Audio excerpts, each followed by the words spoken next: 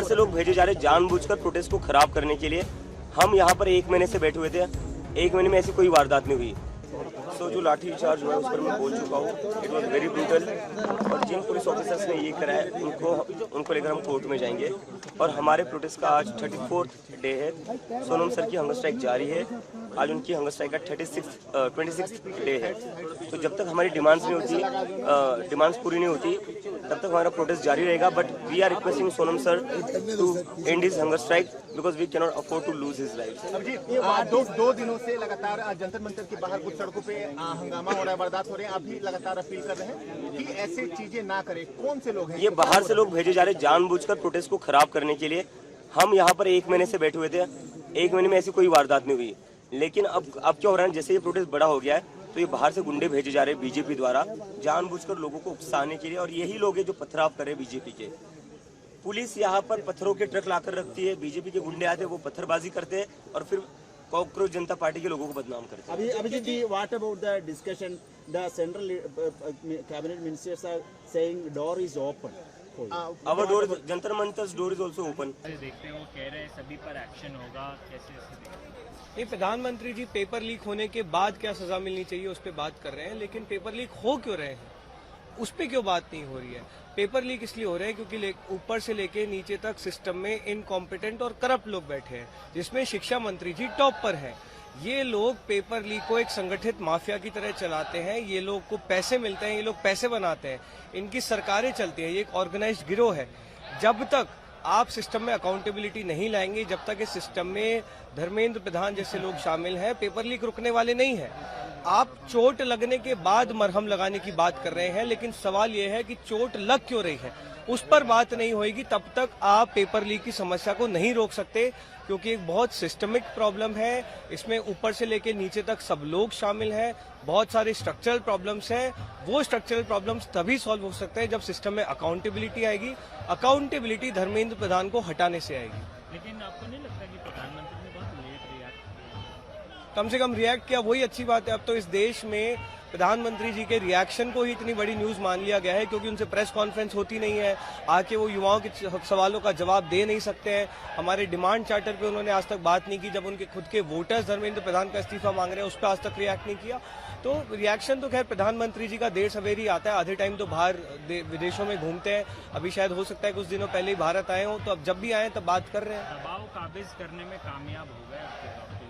सरकार पे आप लोगों ने दबाव बनाया कहीं ना कहीं? नहीं, हम लोगों ने नहीं, इस देश के युवाओं ने बनाया है। इस देश के युवाओं को देर सवेर ही सही, कुछ सालों बाद ही सही, ये समझ में आ गया है कि ये सरकार निकम्मी सरकार है, ये सरकार एरोगेंट सरकार है, इनको इस देश के युवाओं से कोई सरोकार नहीं है।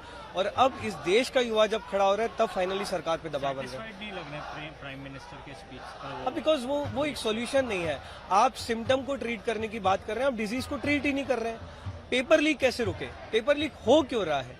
आप कह रहे हैं कि एक बार पेपर लीक हो गया तो उसके बाद हम सजा दिलाएंगे। अरे भाई, पेपर लीक होने के बाद बच्चों का तो फ्यूचर बर्बाद हो गया ना।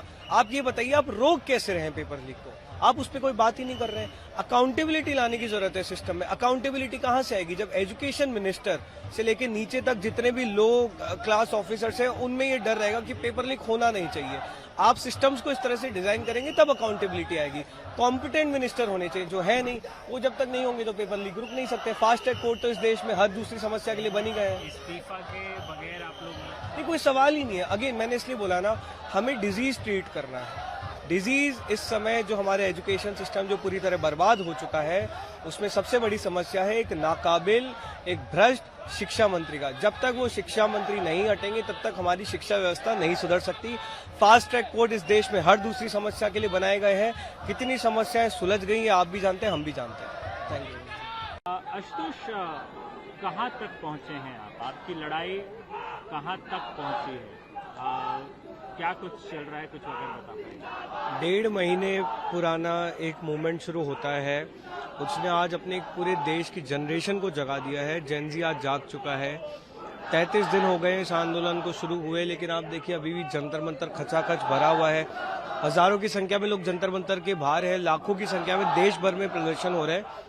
तो ये आंदोलन की एक बहुत बड़ी सफलता है कि आपने पूरी जनरेशन को जगा दिया है, जो अब अपने हक के लिए लड़ रही है, अब बैठी नहीं है, अब डर नहीं रही है और आंख में आंख डालकर सवाल कर रही है। कल ऐसी चर्चाएं थी कि आप लोगों को मैसेज आया कि आ जाइए, बात कर लीजिए, लेकिन संवाद नहीं हो पा रहा है, क्यों? उनको बात करनी तो खुद आ जाए। हम तो गए थे 2 दिन पहले बात करने, हमारा टाइम वेस्ट कर दिया वहाँ पे नड्डा जी के घर पे। उनको बात करनी तो खुद आ जाए ना यहाँ पे जंतर मंतर। हमारा टाइम क्यों वेस्ट कर रहे हैं? हमारी तो डिमांड्स क्लियर है, धर्मेंद्र प्रधान का इस्तीफा चाहिए, तो या तो होगा या नहीं होगा, उसमें कुछ नेगोशिएशन नहीं है। तो आप 1.5 महीने से क्या विचार रहे हैं? मतलब कुछ इसमें विचारने लायक है क्या? या तो आप हटाएंगे या नहीं हटाएंगे। कैबिनेट मिनिस्टर को आप सस्पेंड तो नहीं कर सकते हो, तो या तो हटाओ या मत हटाओ, जो भी है बता दो। इसमें डिस्कशन क्या करना है? आपने चूंकि जेपी नड्डा का जिक्र किया और एएनआई पे ही वो बाइट हुई थी जिसमें आप कह रहे थे कि हमारा टाइम वेस्ट किया गया। आपने ये भी कहा था कि हमारे फोन छीन लिए गए। अब इसी का प्रति उत्तर देते हुए जेपी नड्डा ने एक फोटो डाली है और इसमें दिख रहा है कि आपके पास और जो है सौरभ के पास फोन दिखाई दे रहे हैं, तो कहीं ना कहीं एक मैसेज नहीं, इसमें कोई भी विरोधाभास नहीं है, क्योंकि हमने बहुत क्लियरली टाइमलाइंस भी बताई थी इवेंट्स की। देखिए, हम लोग क्या है, पढ़े लिखे समझदार लोग हैं, लॉजिकल बात करते हैं, फालतू बकवास नहीं करते। 12 से 2 के बीच में हमारे फोन्स कॉन्फिस्केटेड थे। 2:15 बजे हमारी नड्डा जी से पहली मीटिंग हुई है, फर्स्ट राउंड ऑफ डिस्कशन हुआ है। 2:30 बजे हमारे फोन्स मिले हैं। 2:30 से 3, 3:30 हमें यहाँ का जो पूरा मैनेजमेंट है उसके लिए हमने कॉलिंग्स किए हैं, सारी मीडिया को अपडेट किया है क्या डिस्कशन चल रहा है। 4 बजे वापस एक रिटर्न ऑर्डर के साथ हम नड्डा जी से मिले। वहां पे उस समय हमारे पास फोन थे, ये हमने बहुत क्लियरली बोला भी है। हमने बोला है 12 से 2 के बीच में हमें फोन नहीं दिया गया था और वही ट्रू है। अब नड्डा जी अपना नैरेटिव फैलाना चाहते तो फैलाए, बट थोड़ी एनर्जी एक्चुअली मुद्दे एड्रेस करने में लगा देंगे तो हमें यहाँ बैठने की जरूरत नहीं पड़ेगी। सोनम वांगचुक, उनकी परिस्थिति क्या है? वो उनके डिमांड्स भी आप मेरे को अगर बता पाएं, क्योंकि दीप्ति भी कल कह रहे थे कि कुछ जो मुआवजों की भी बात करी जा रही है। देखिए, सोनम जी की तबीयत ऑब्वियसली अब 26वां दिन है तो बहुत अच्छी नहीं है, वाइटल से स्टेबल है, लेकिन हेल्थ इज कंटिन्यूसली डिटोरिएटिंग।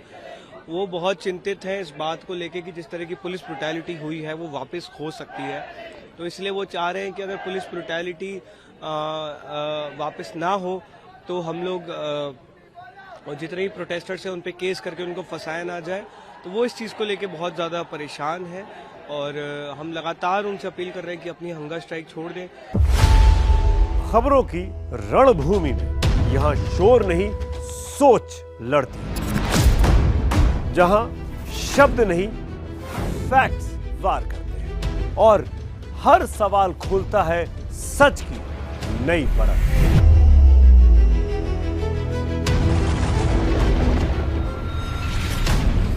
चक्रव्यूह, आपके अपने सुमित अवस्थी के साथ सोमवार से शुक्रवार शाम 6:57 पर टाइम्स नाउ नव भारत पर।